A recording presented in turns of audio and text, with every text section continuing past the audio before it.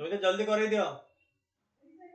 नमिता नमिता जल्दी कर दियो। सर आसला माने मु साइन कर देबी।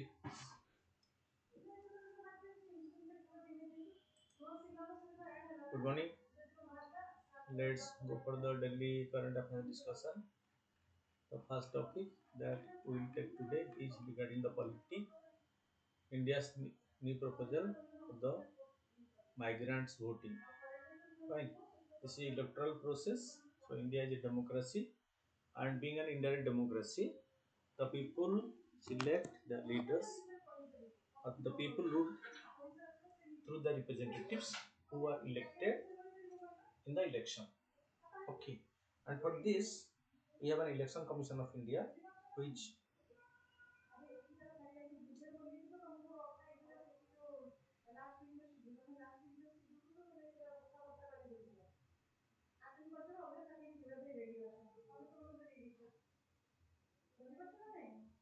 okay.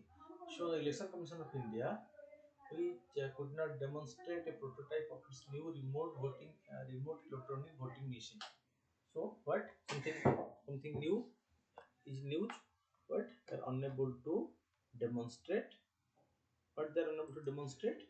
So a prototype of the remote electronic voting machine, which would allow domestic migrant to vote in national and regional elections after the opposition raised concern about the logistical and administrative challenges by to remote voting.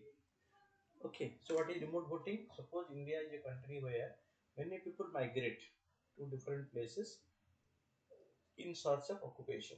Okay, so they migrate.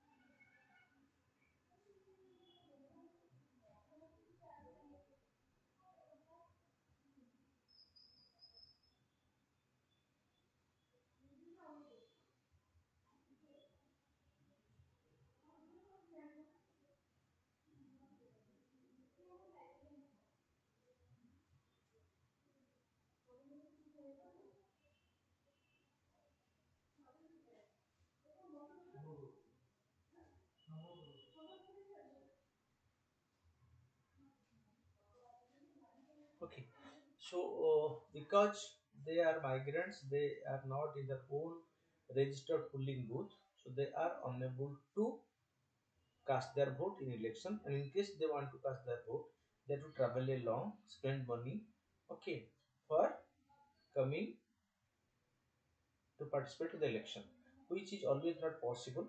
Okay, so that is why. So this is the very unique proposal by which election commission came with. So few days back, election commission came with a proposal that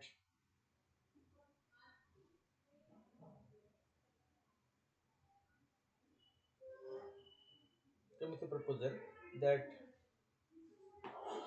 the migrants will be able to cast their vote through a remote voting machine.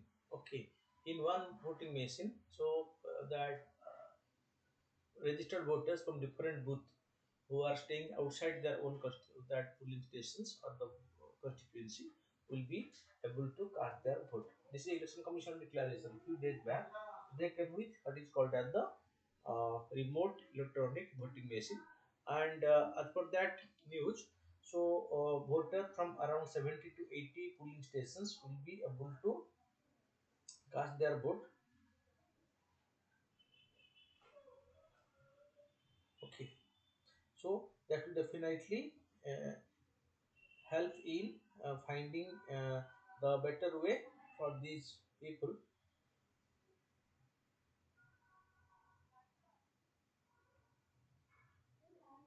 Okay, so the Congress has earlier urged the full body to first restore trust in the electoral system and systematically address fears of the misuse of the existing EVM. So there is definitely allegation for the misuse of the electronic voting machine, their tampering and misuse. It was there is much news. Okay, earlier.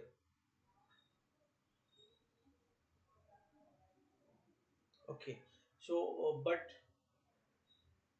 that is the issue for which has not yet been resolve, and this remote voting machine will create more confusion than making the system more transparent or more foolproof. EVM started being used on a large scale in 1992, and since 2000 have been used in all Lok Sabha and state assembly elections. So earlier, prior to that, there is the ballot papers were used. Ballot papers were there, ballot boxes were there. People cast their vote in the ballot paper. They put the ballot paper in the ballot box. Okay, but that was taken to the police center. There, shortlisted. Then, okay,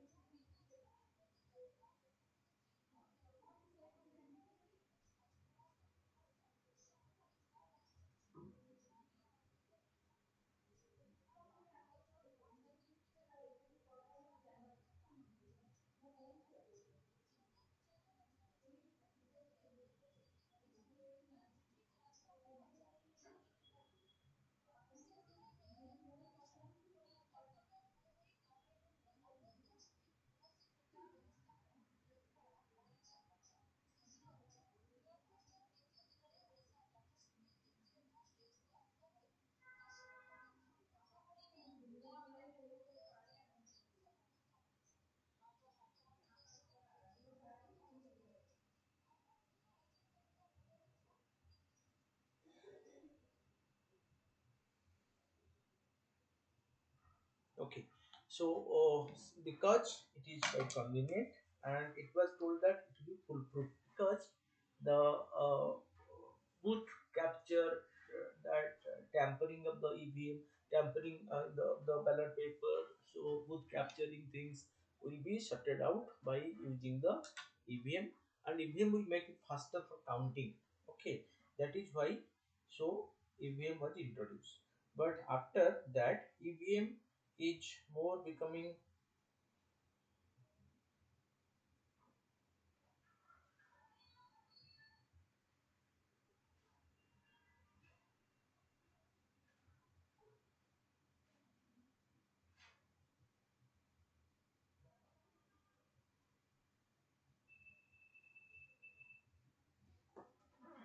After that, what happened?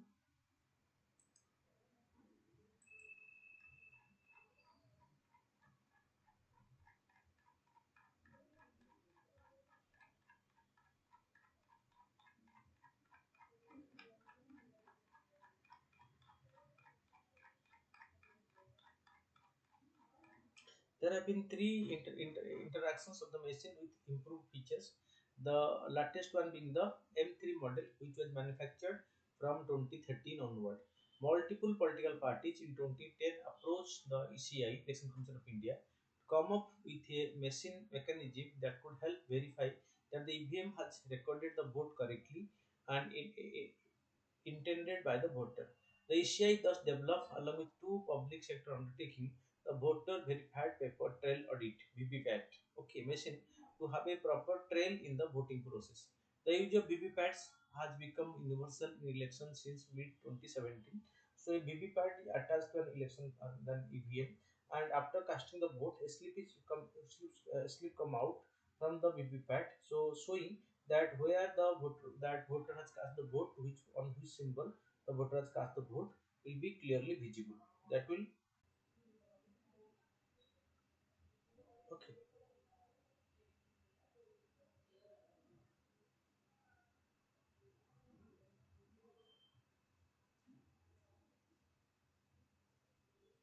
Okay, the current EVM setup has a balloting unit which is connected to the VVPAT printer, both of which are inside the voting compartment. The VVPAT is connected to the control unit which sits with the presiding officer.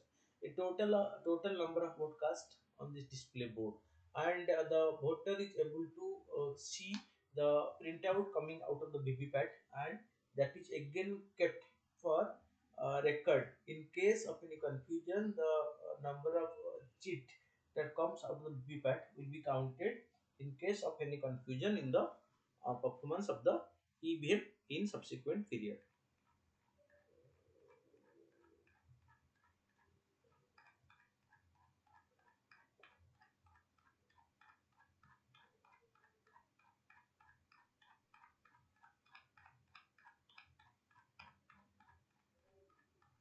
Only one of the presiding officer possesses the ballot button on the central unit.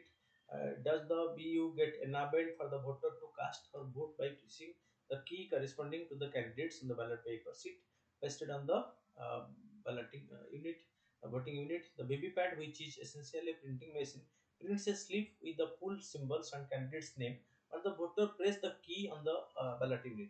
This slip is visible to the voter on the VVPAT's glass screen for 7 seconds, after which it gets dropped off in a box inside the VVPAT. Once the vote is cast, the voting unit became inactive till the presiding officer schedule the next vote by enabling it again from the controlling unit. Okay, so that the slip coming out of the printed slip visible to the voter, the who cast the vote, once it is visible for 7 seconds, then it is dropped in a box attached to the VVPAT. This is for keeping a record to avoid all confusion in future.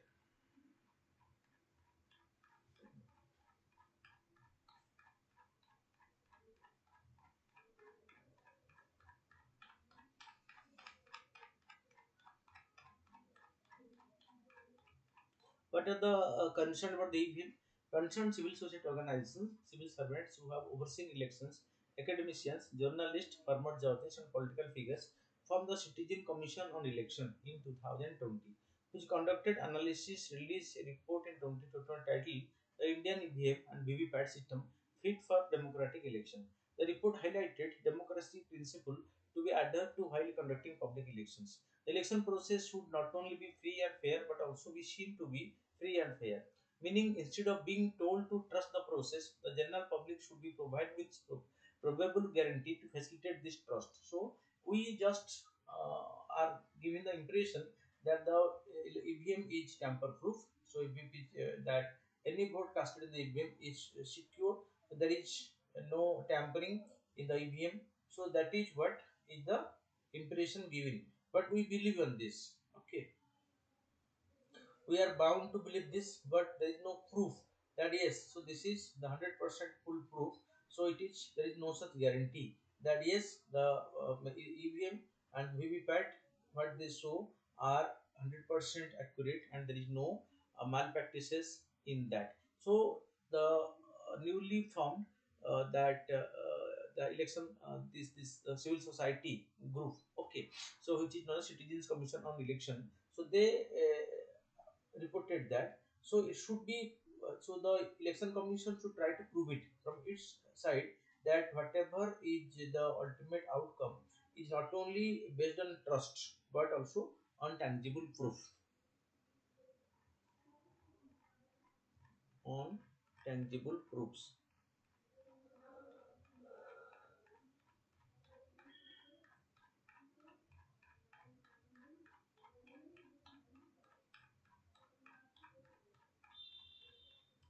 The detail of EVM design, prototype, software, hardware verification are not publicly available for technical and independent review, rendering it available only for a black box analysis where information about its inner working is not accessible.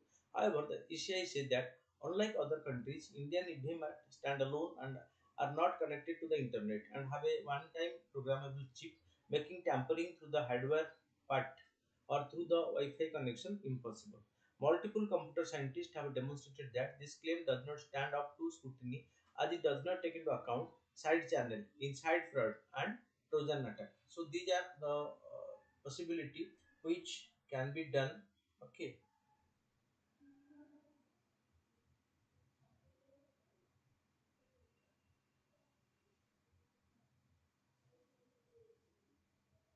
Okay.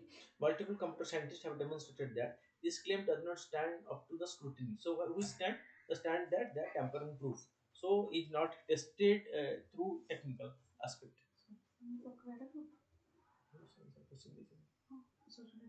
ହାତ ଦେଖେରେ ତାଙ୍କ କିଛି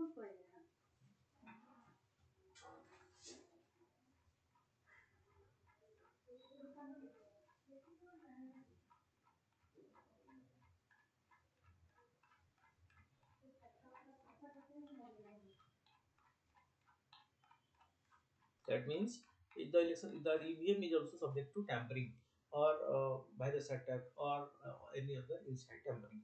Beside the OTP chip, which cannot be rewritten, also has a flip side, even pointed out by GVL Narasimha Rao in his 2010 book Democracy at Risk. Can we trust our electronic voting machine?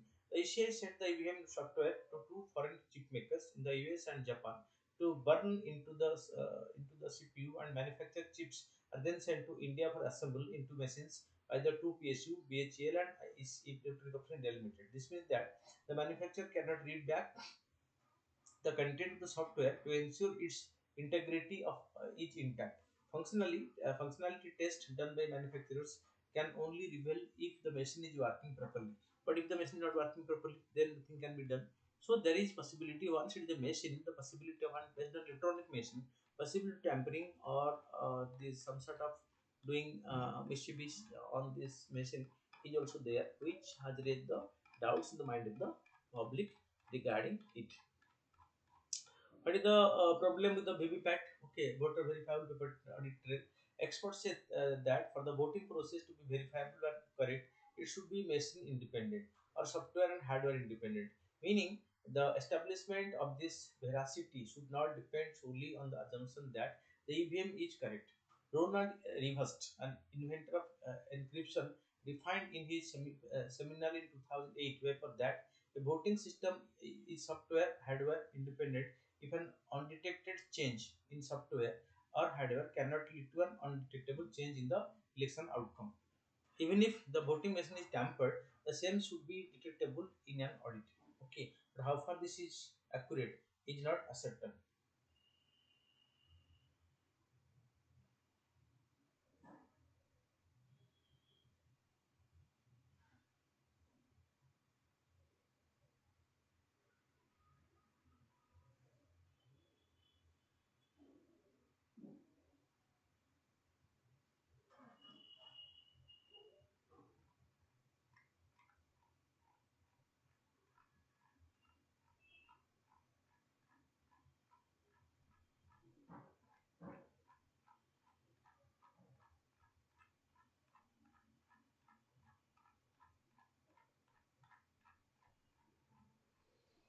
Expert content that the current VPPAT system is not voter verified in its full sense, meaning while the voter sees this vote slip behind the VPPAT glass for 7 seconds, it does not mean that they have verified it.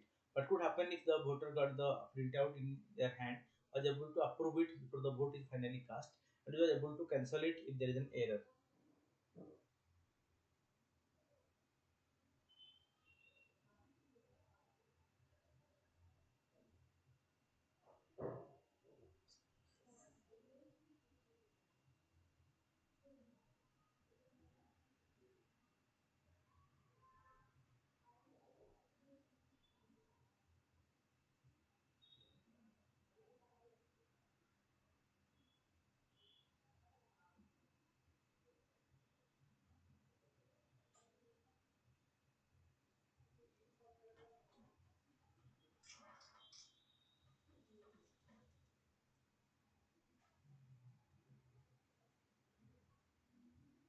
Okay. Former IAS officer who has overseen both Assembly and Lok Sabha election notes that the voter should have full agency to cancel a vote if not satisfied, and that the process to cancel must be simple and should not require the voter to interact with anybody. Under the current system, if the voter disputes what they have seen behind the screen, they are allowed to test vote in the presence of an election official.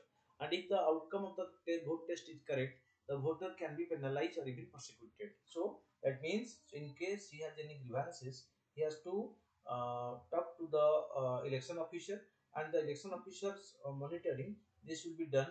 But it is not voter independent, so voter should be able to do it independently without taking the help of any person. If the technology is to be that voter friendly, that means in case he has cast vote wrongly, so he can recast it, cancel in the first one. That should be the option in the EVM because it's an electronic machine.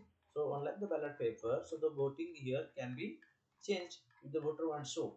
It is argued that this penalization is discouraging.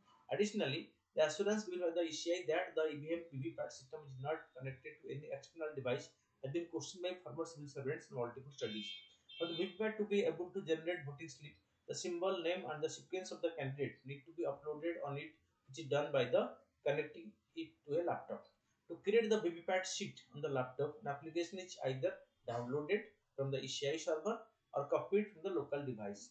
It is then uploaded to another device or a symbol loading unit through a 9-pin cable, which in turn is connected to the VVPAT for uploading. This process raises question. That means it is connected.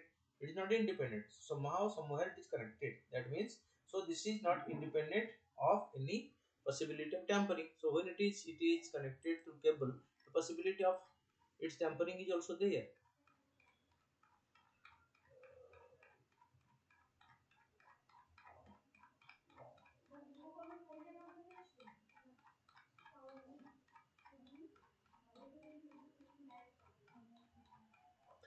What are the institutional safeguards? The ECA has said that EVMs and their systems are robust, secure, and tamper-proof, owing to the technical and institutional safeguard in place. The ECI claimed that the safeguards such as sealing of machines with signature of polling agents, first level checks, randomization of machines, and a series of mock polls before the actual voting cannot be circumvented.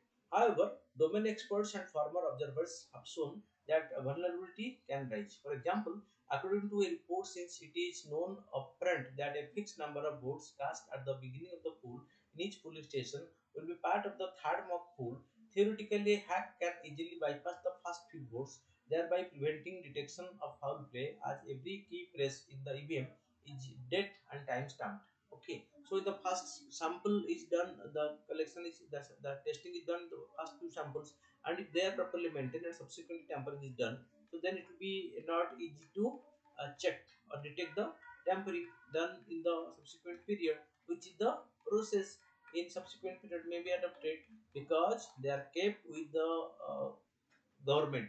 The EVM normally is kept with the government or the government officials, so they act as part of the government machinery. So if they are involved in this process, so there is possibility of tampering of the EVM. Fine. According to Ishi's concept note, the multi-constituency RVM for migrant voting will have the same security system and voting experience.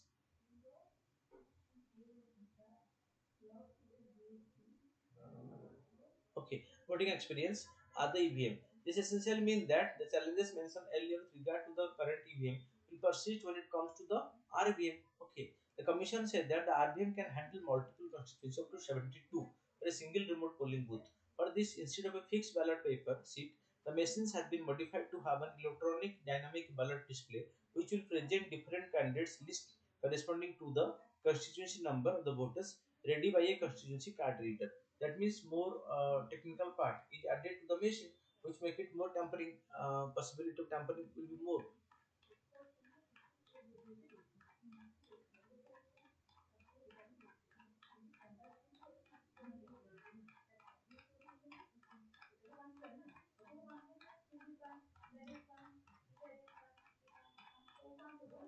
The ECA has added a digital public display unit or a monitor to act as an interface between the constituency card reader and the ballot voting unit display.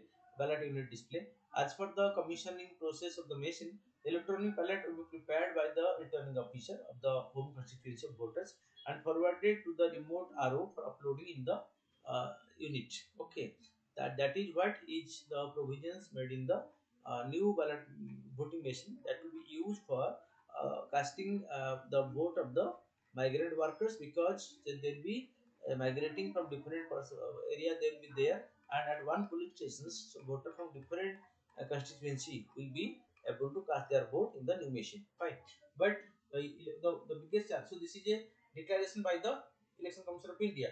But recently, so it is under doubt, because so they have raised doubts that will it be able to fulfill.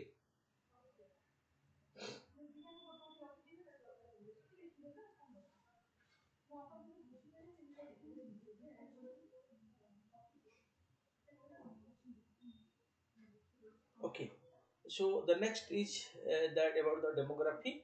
China's population falls. How India's situation is different and possibly better. China's population, according to National Bureau of Statistics, fell to 1441.8 million in 2022 from 1412.6 million in the previous year. So there is a fall in the Chinese total population. An absolute decline in population is a landmark event for a country that is soon set to surpass by India as home to the most number of people.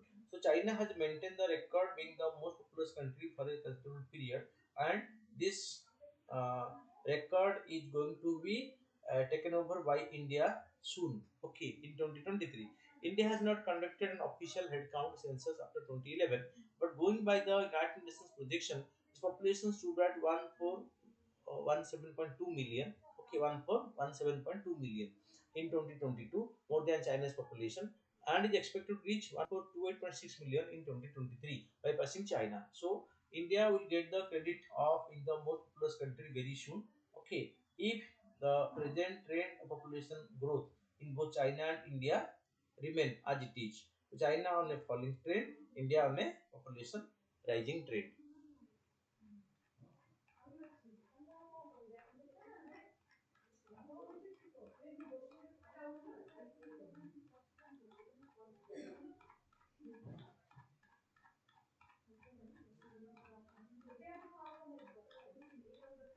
Chinese population shift, mortality and fertility. A country's population increases, the reduction in mortality or relatively number of death. Population growth slows and may even go into reverse, like it has now for China with declining fertility rate. Okay, so mortality falls with increased educational level, public health and vaccination programs, access to food and medical care, and provision of safe drinking water and sanitation facility. So this lead to fall in mortality. The crude death rate, the number of persons dying every year per thousand population, was 23.2 for China and 22.2 for India in 1950. It fell to single digit from China in 74, 9.5, and India in 9.8, and further to 7.3 and 7.4 were both in 2022. That means for 1000 the death is only 7.3 to 7.3 to 7.4. 7.3 for China and 7.4 for India. That means from 30 to 23 to 22, it has come down to one third, 7.3 to 7.4. That means the death rate has fallen drastically.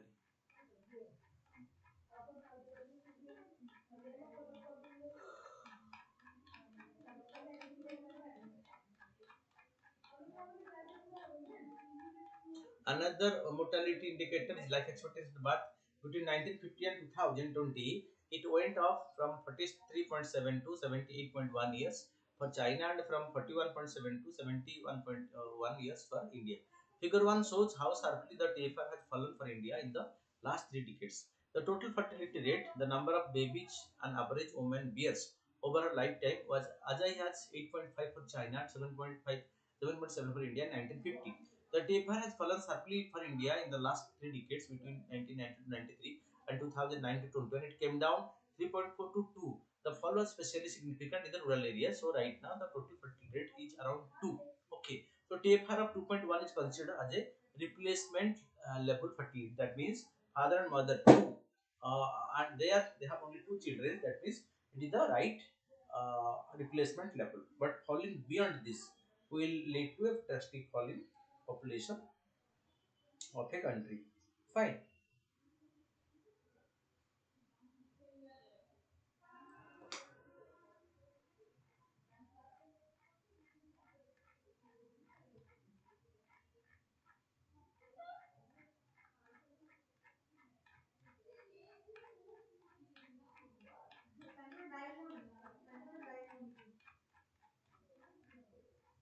See how it is falling.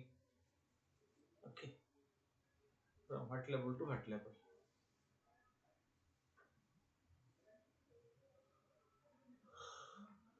Less than 2 is a danger because the fall that it will lead to drastic fall in the population of a country.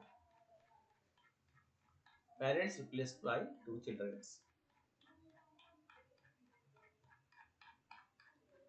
Simply understood, a woman having two children replaces herself and her partner with two new lives. Since all infant may not survive, replacement TFR is taken as slightly above 2. If India's TFR is already below replacement, why is population still increasing and how has China's finally shrunk? Sustained low necessary. The TFR is the average number of births by women aged 14 to 15 to 49 based on survey of a particular period or year. Population can keep growing even with TFR falling. Degrowth requires TFR to remain below replacement level for extended period. The effect of that, fewer children today become parents tomorrow and procuring just much or less may reflect only after a couple of generations. So instantly it may not be demonstrated.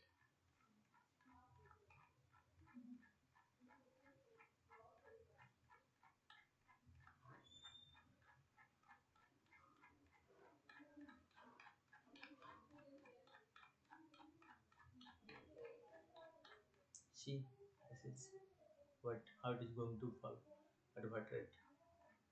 The statistics, graphical presentation of the things.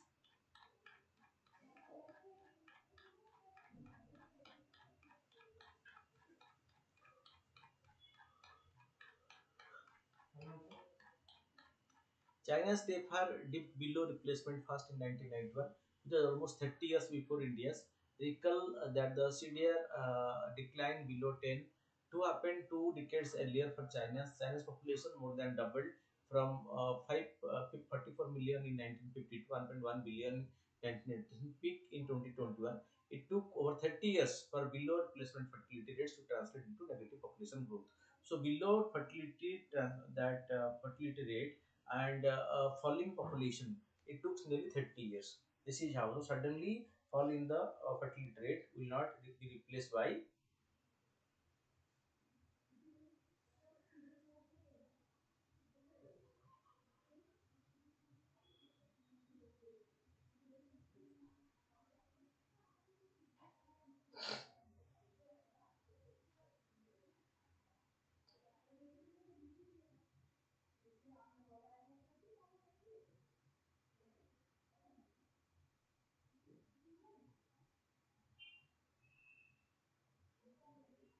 Okay.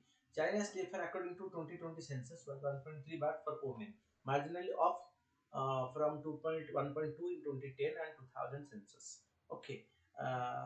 But way below the population level 2.1. China officially ended its one child policy introduced in 1980 from 2016, but that is unlikely to stem the decline in the country's population, which the UN has projected at 1312.6 billion in 2015, a near 100 million drop from 2021 peak. Okay, so by 2050, so 1 billion people will be less in China. Okay, than its 2020 level.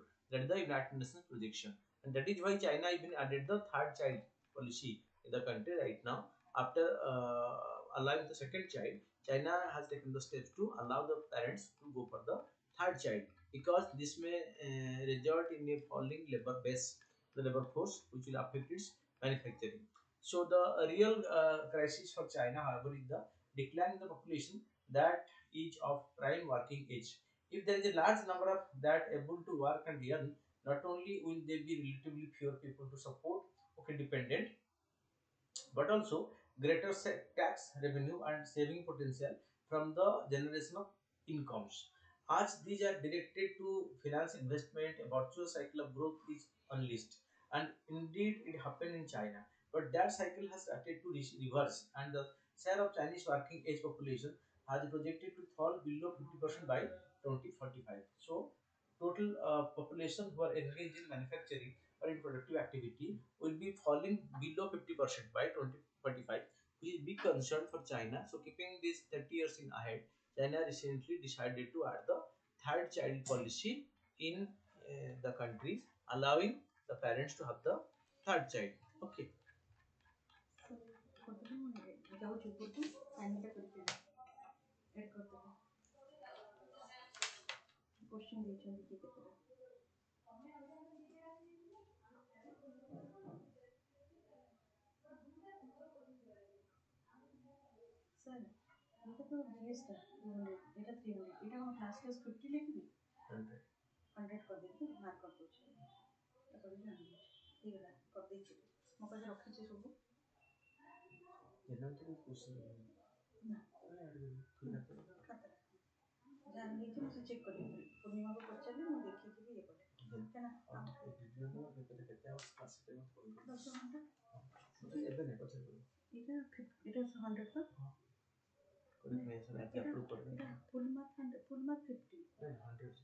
Starting is 100.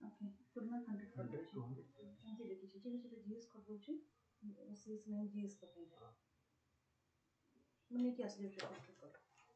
India has just begun seeing fertility rate fall to replacement level, including rural areas. The latter has to do with the spread of education and perhaps also farm mechanization. Okay.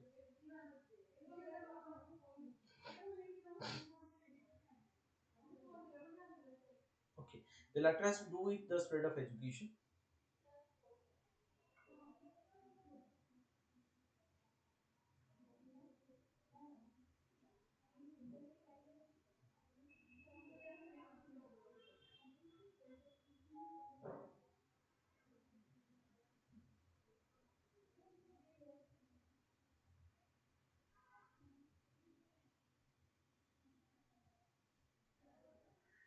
Okay. So the latter has to do with the spread of education and perhaps also farm mechanization and fragmentation of land holdings. Figure 2 presents share of working age population in India and China. Reduced labor requirement in agriculture operations and smaller holdings make it that much less necessary to have large family working the land, because earlier both the economy were agrarian economy. As agrarian structure has changed, that has its impact on the total fertility rate. It is very accurately analyzed.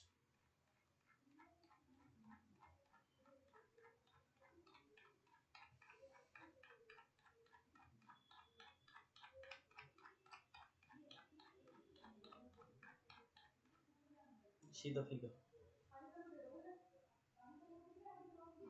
Workforce in agriculture. From 64.6 in 1993, it has come down to 46.5 in 2021. The drastic fall in the.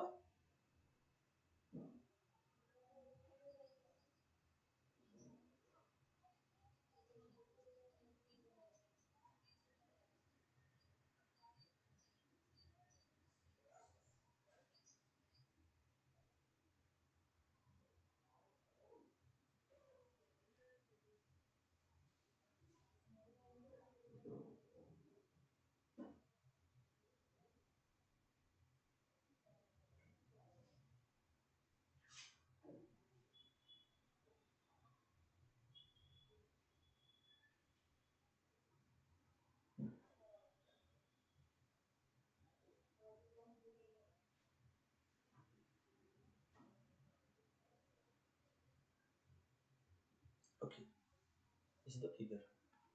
So project it in a graphical manner.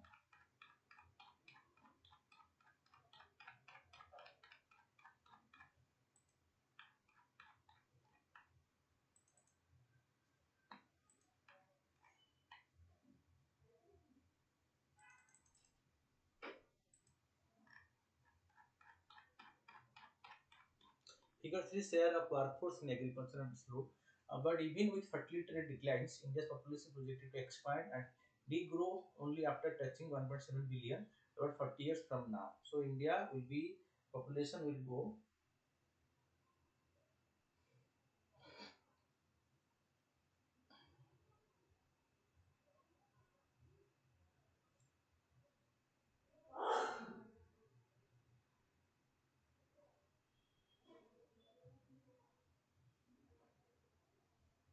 Okay, so more important is the working age population. Its share is the overall population crossed 50% only in 2007 and will peak at 57% toward the mid of 2030. Overall, then, India has a window of opportunity well into 2040 for reaping its demographic dividend, like China did from late 1980 to up to 2015. However, this is entirely contingent upon the creation of the meaningful employment opportunity for the young population. So, although we'll have a demographic dividend, but a country cannot harvest demographic dividend automatically. The country must take tangible steps, plan, project, and so bring a tangible mechanism.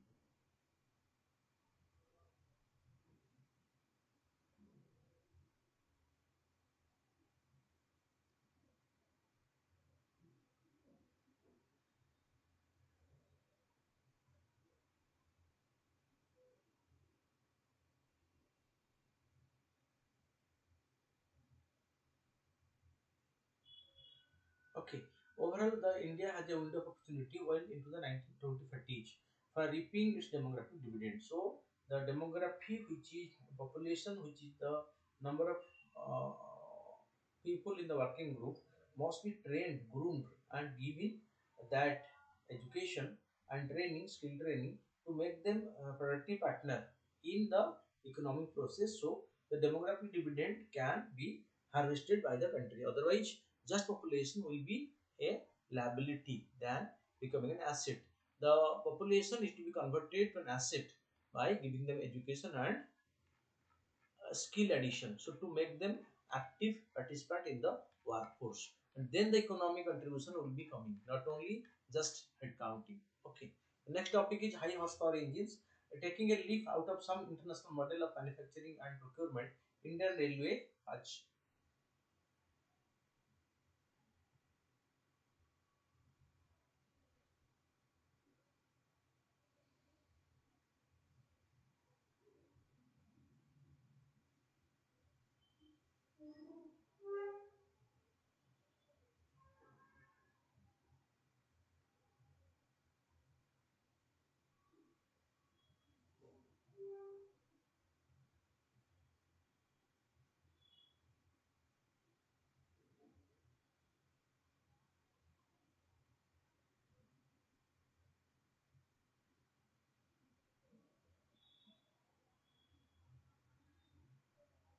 Okay. So, taking a leaf out of some international models of manufacturing and procurement, Indian Railway has partnered with Global Mobility Solutions major Siemens to produce 1,200 high horsepower electric locomotives at an overall cost of around 26,000 crore. Fine. And while railway has had such arrangement before, notably with other global majors like Alstom and General Electric, to procure locomotives from factories in Bihar's Madhepur and Marwa respectively, the pact with Siemens is special because its model is new in India. Okay, about the rail engine, higher horsepower rail engine.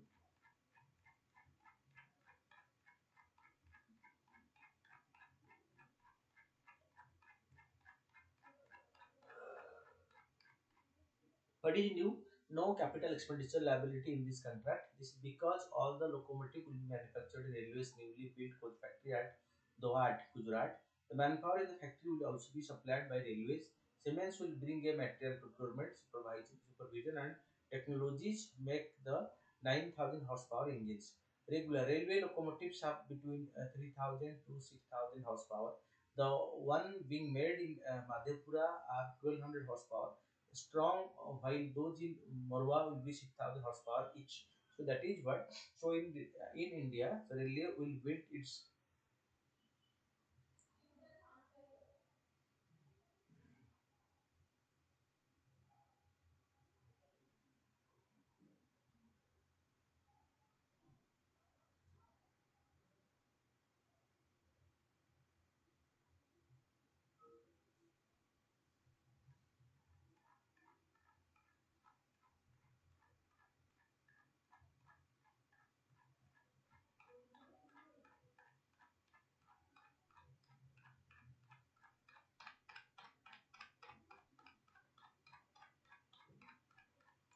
In the Madhepura Morwa project, the innovative model, okay, for which was finalized as in 2008, but the factory finally took off around 2015. Railway gave land.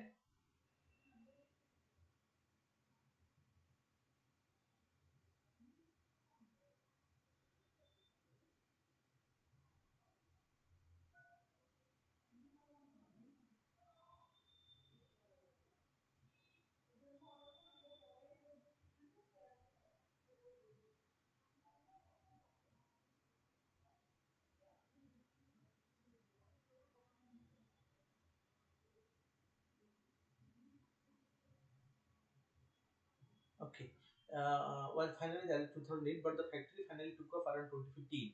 Railway gave land for the factory, whereas the technology partners did everything else. Okay, including setting up the factory and supplying the manpower. This was called procurement cum maintenance agreement, whereas the current one with Siemens is called manufacture cum maintenance agreement. The contract is for 35 years.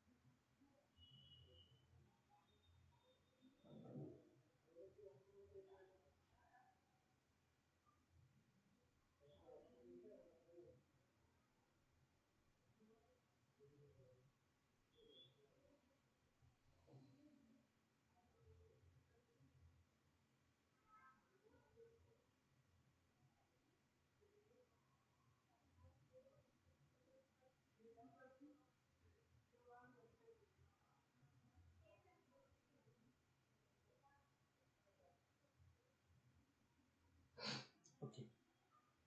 The advantage that this, like the Madhepur Morwa, is an assured offtake model wherein all the 1200 engines are pre-bought by the client, that means the railway, and so there is zero risk. So all the engines manufactured will be uh, going to the market. So the buyer is ready. So there is no risk to go for the manufacturing when the buyer is ready. So the risk for the producer became zero. Fine. That is what is the advantage of this particular contract.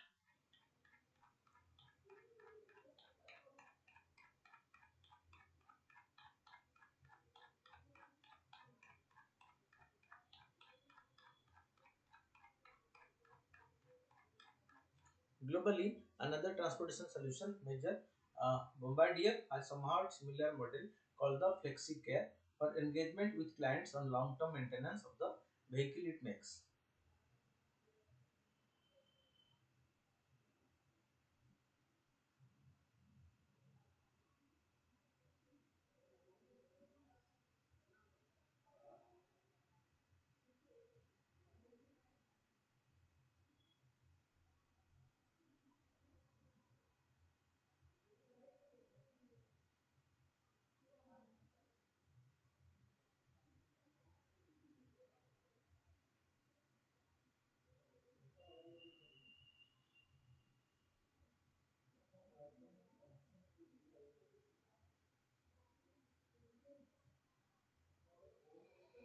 When do these engines start rolling out? The first engine will take 2 years to come out because setting up the factory will take that much time.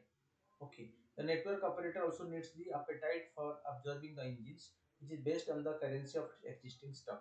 Considering that the rollout has been staged over 11 years, starting with around 5 a year, the factory will be charging around 160 engines per year in the final couple of years. Additionally, Siemens will also carry out maintenance of these engines at depots in Visakhapatnam, Raipur, okay, uh, Kharagpur, Pune, Eugene.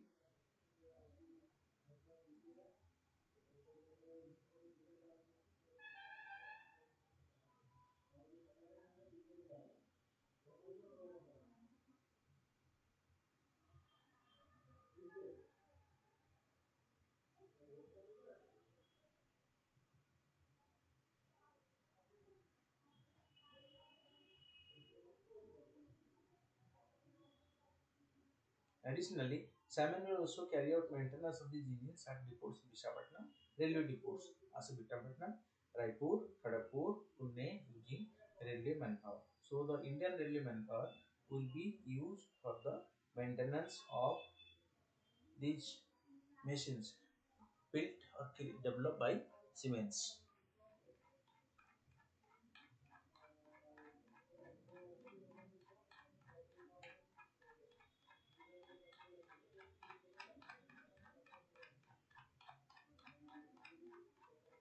Siemens will also ensure 95% availability and 1,50,000 kilometer of trouble-free operation of the locomotive before any mal-operation can take place, as the guarantee key performance indicators under the contract.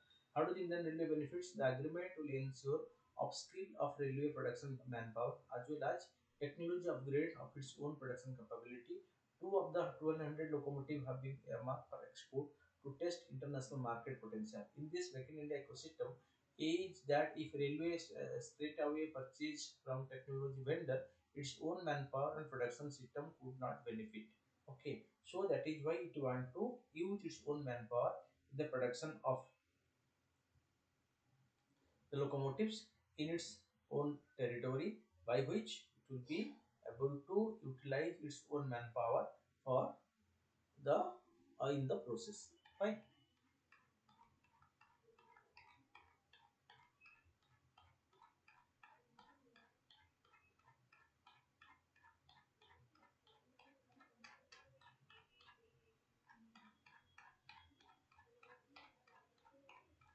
Out of the engines, Indian Railway is calling those high horsepower locomotives future workers for freight operations. These locomotives are planned for use primarily on the western dedicated freight corridor and on graded sections of the railway for hauling container freights. Train at speed gradients and improve the average speed of such trains to around 50 to 60 km over the existing 20 to 25 km per hour for the dedicated freight corridor, which will carry the goods train, okay, which will facilitate the run of the goods trains. Okay, so these high power engines will be making the movement faster, and faster movement will save time as well as make more remunerative for the railway operation.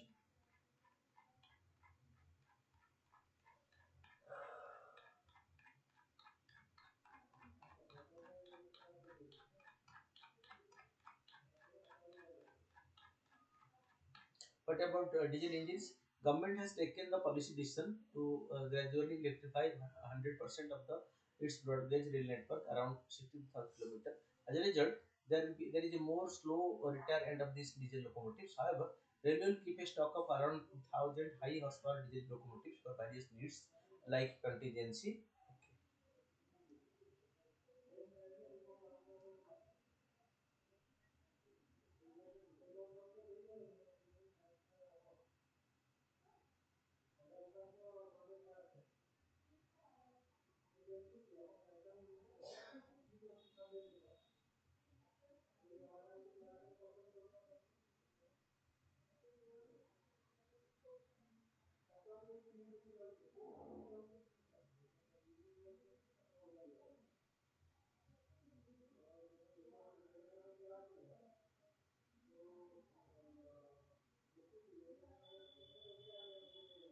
Okay, as a result, there is a move to slowly retire end of life diesel locomotives. However, they will keep a stock of around 2,000 high horsepower diesel locomotives for various needs like exigencies.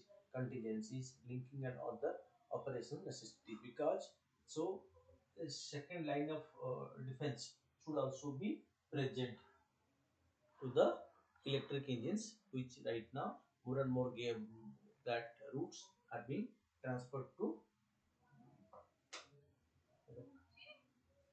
none.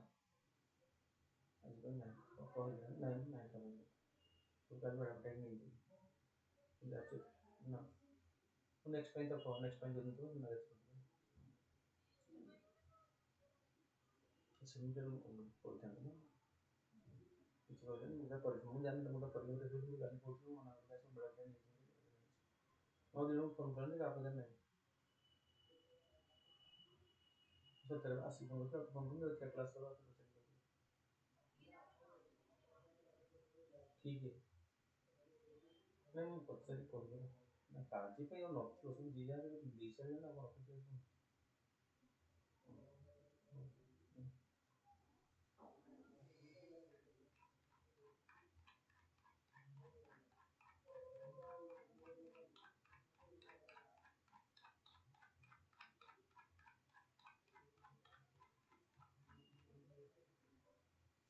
Then the next is the loan loss provision. The RBI recently published a discussion paper on loan loss provisions, proposing a framework for adopting an expected loss based approach for providing any bank in case of loan defaults. The RBI proposal is based on the premise that the present incurred loss based approach for provisions by bank is inadequate and there is a need to shift the expected credit loss regime in order to avoid any systemic issue. Because NPA being a big concern for the banks, the RBI has come forward with new solutions to this particular issue.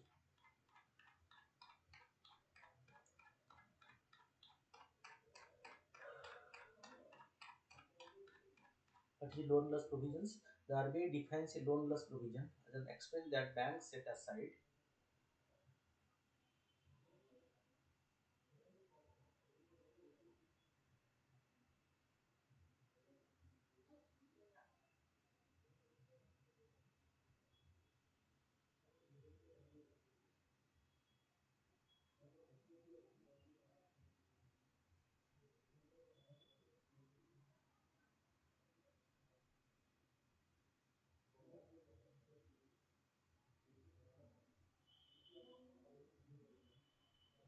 Okay, since so the RBI defines a loan loss provision as an excess expense that banks set aside for defaulted loans.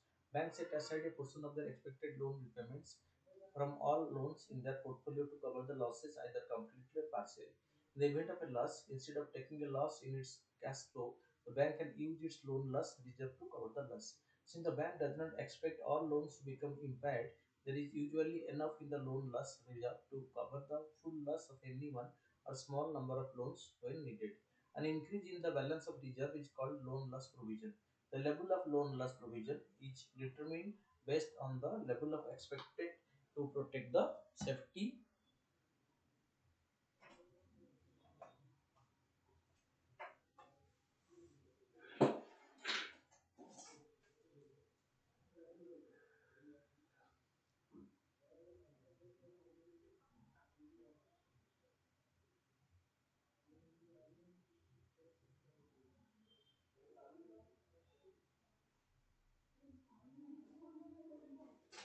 Okay. An increase in the balance of reserve is called loss of loan loss provision. The level of loan loss provision is determined based on the level expected to protect the safety and soundness of the bank.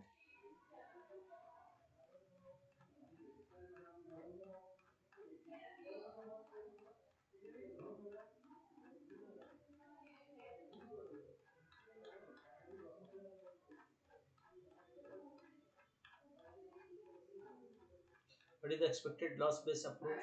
Under this practice, a bank is required to estimate expected credit losses based on forward looking estimators rather than wait for credit losses to be actually incurred before making corresponding loss provisions.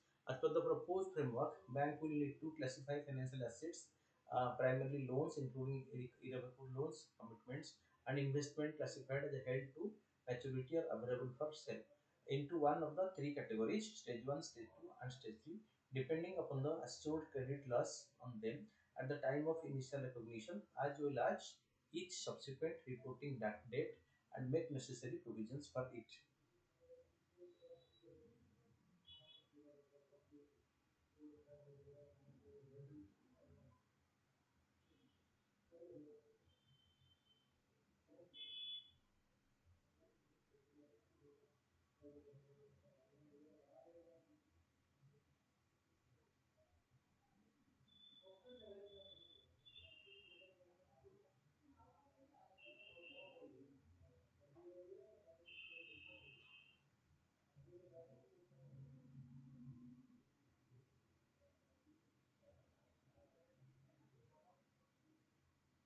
Okay, so moving further,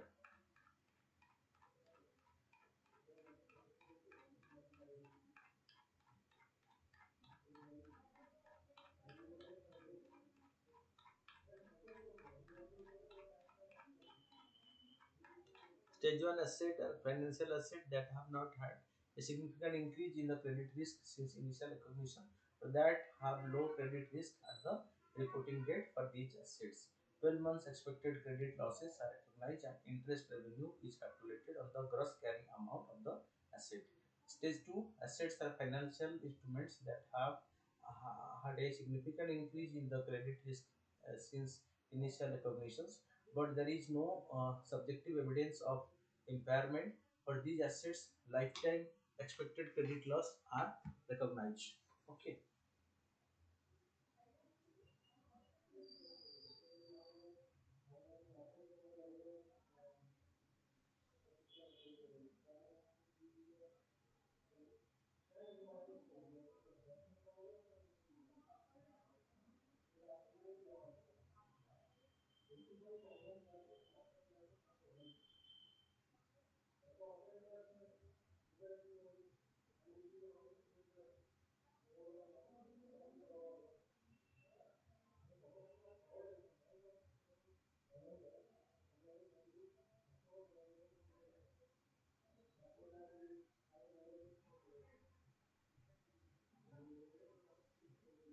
And stage 3 assets include financial assets that have objective evidence of impairment at the reporting date. As per these assets, lifetime expected credit loss is recognized and interest revenue is calculated on the net carrying amount.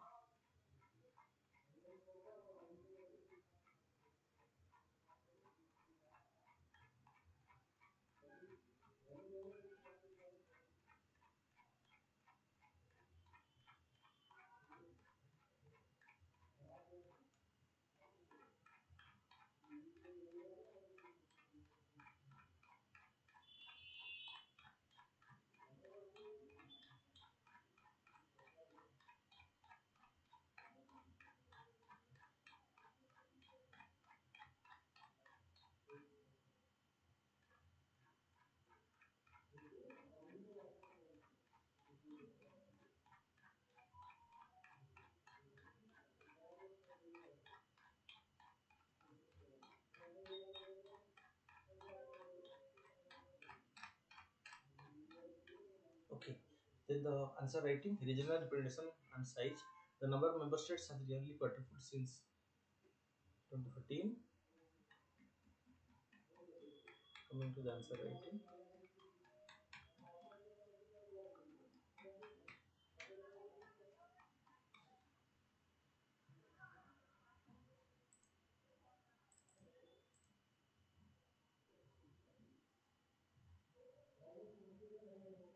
Okay. Coming, United Nations in its recent meeting unable to articulate concern on developing and smaller states including India, this is the need for reforms in the United Nations Security Council. The United Nations Security Council are the six principal organs of the United Nations. So like General Assembly, Security Council, Economic Social Council, Trusteeship Council, ICC and the Secretariat. Okay. Has responsibility for the maintenance of peace and security, recommending the admission of new UN members to the General Assembly and approving any change to the UN Charter.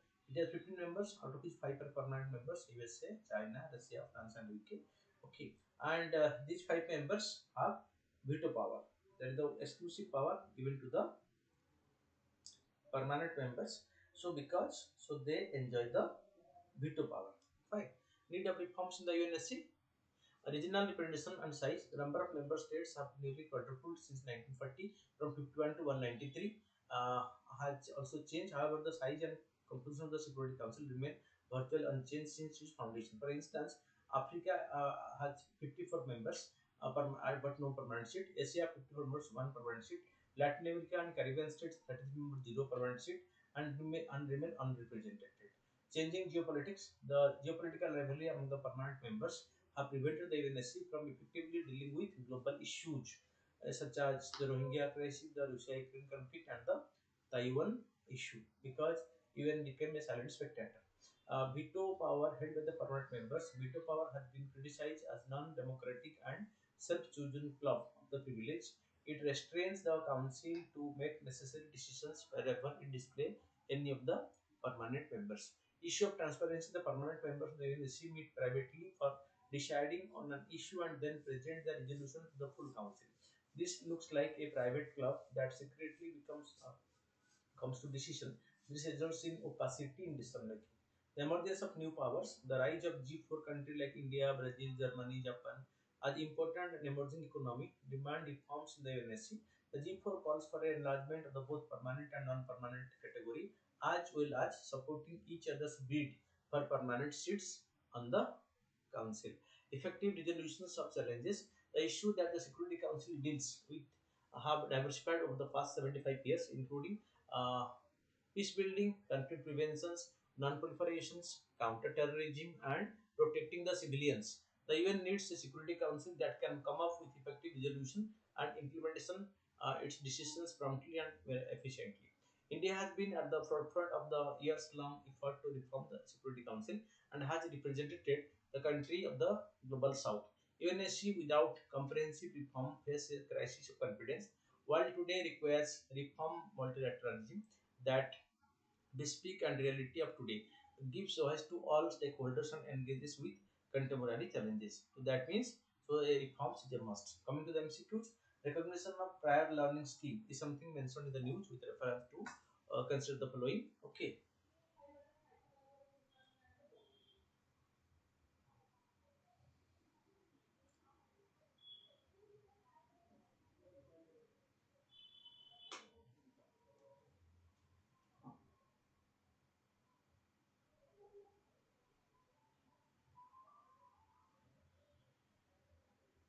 Oh,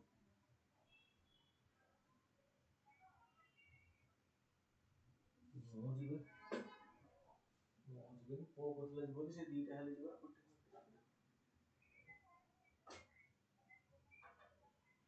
ହେଲା ତୁ ଯା ତୁ ଯାଉ ନା ରେ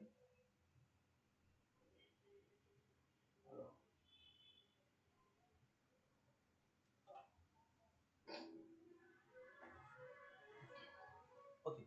So recognition of the prior learning skill is sometimes mentioned in the news with reference to, so what is the issue? Okay.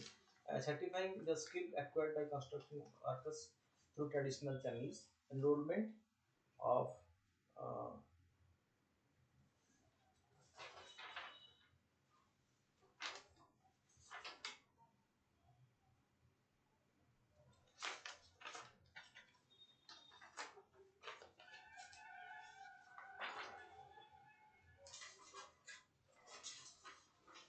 okay. So this is the by age the it is certifying the skill acquired by construction worker through traditional channels. That is what recognition of prior learning skills is related to certifying the skills acquired by construction workers through traditional channels. The reference to replacement level fertility, consider the following. Total fertility rate of about 2.1 children per woman is called replacement level fertility. TFR below 2.1 children per woman indicate that a generation is not producing enough children to replace itself, eventually leading to an outright reduction in population. So, these both 1 and 2 are correct. The postal ballot voting outside the constituency is available to service voters, persons on election duty, persons with prevention election, people with disability. It will be available to all 1, 2, 3, but not the person with disability. They can come to the center for doing this. The RBI Act 49 defines a loan loss provisions as an expense that banks set aside for deferred loans. That is okay. Incorrect. Banks set aside a portion of the expected loans payment from all loans in their portfolio to cover the loss either completely or partially. This is right. So two is right. The answer is B. Okay. Then the next question. Recently, ASI cell all set to begin exhibition of the Purana Killa again after 2014. The Purana Killa is built by which of the following rulers? It is built by Sher Shah Suri and the second Mughal Emperor Humayun. Okay, both built this Purana Killa. Which of the following state recently run the Destination Challenge initiative increases tourism potential by Kerala? Then consider the following International Monetary Fund Finance Committee. Consider the following statement. IMFC discuss matters of concern affecting the global economy and advise the International Monetary Fund on the direction of its work. The World Bank participate as an observer in the IMFC meeting. Fine. So here both 1 and 2 are correct.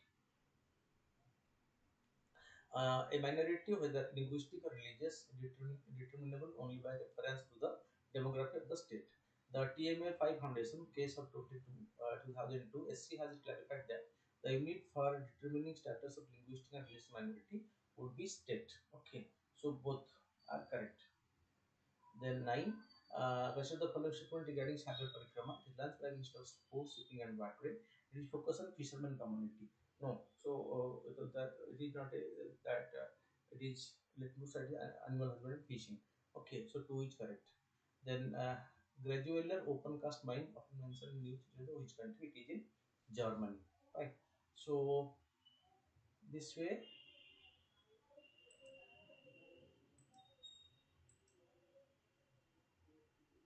the discussion over. Thank you for watching.